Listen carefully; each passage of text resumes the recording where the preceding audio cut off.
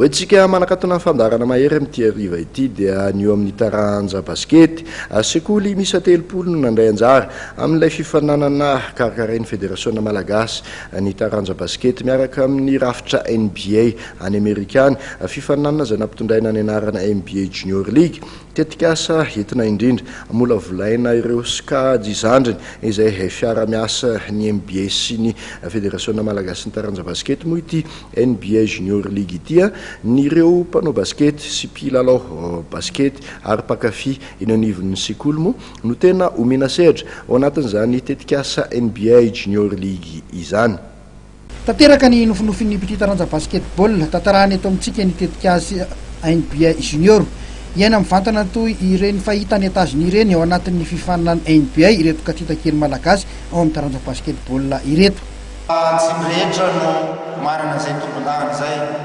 raha eto Afrika dia eo amin'ny folo mahery kely eo ny firenena izay efa iasany junior NBA.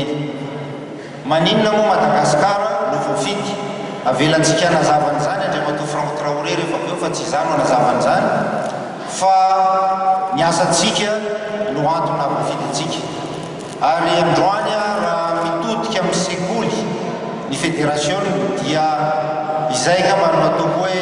tantara vaovao napetraka satria ny fampandrosoana ny taranja sport amin'ny ankapobeny dia tsy afaka misaraka amin'ny sekoly. Manana ny programme anasany amin'ny sekoly ny firenena malagasy nefa ny manana koa ny federation ary manantena tokoa ny federation fa hiaraka ministera tanora ministera fampianarana ampiroborobo ampivelatra an'izao programme anasa zao satria manana ny traikefa ny feno ny NBA. Sekoly misa telopolo eo no mandray anjara amin'ity fananana ity hitondra ny anaran'ireo ekipa goavana amin'ny NBA any Amerika ny sekoly rehetra mpandray anjara tonga nanome voninahitra ny lanonam-panokafana ny NBA Junior ny ministry ny tanora sy ny fanatanjahantena. Soavona ny fitondram-panjakana ho an'ireo partenariat ho an'ny sport na partenariat technique zay na partenariat financier zay mamaly an'izao antso zao tanteraka ity fahatongavany junior NBA eto Madagasikara ity ary zay moa félicité konzereo teo hoe zavatra haharitra le izy misy programme fa tsy maharitra jerenareo fa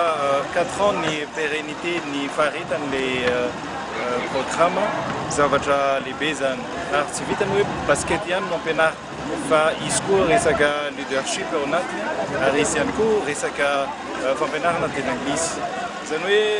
feno de feno lay programme androany ary irarina no mba hitaran'izao fitadiavana partenaire ohatrany ataony fédération de basket zao amin'ny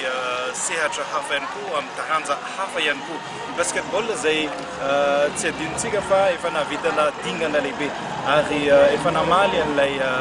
antso ny fitondram-panjakana hoe anao ny fanatanjahantena ho ambom-pirenena.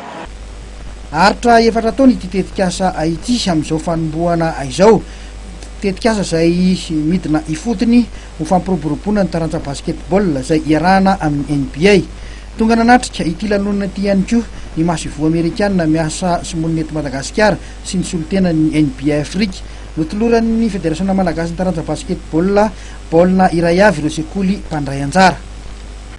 Dia iny atao hoe fanadiadiana miavaka tanteraka makasika ny baskety eto amintsika iny no entina manakatona ny fandarana mahery amin'ity ariva ity akasitrahako ianao nanaraka izany hatramin'ny farany Jacquinot Rakotomanana no teto amin'ny fanolorana ialaino nakany sary ary Romain no nandrindra ny sary sy feo ary Claude kosa no napita izany sary sy feo zany no tonga tany atokantranotsika tsirairay avy tany manome fotoana anao indray amin'ny manaraka veloma tompoko.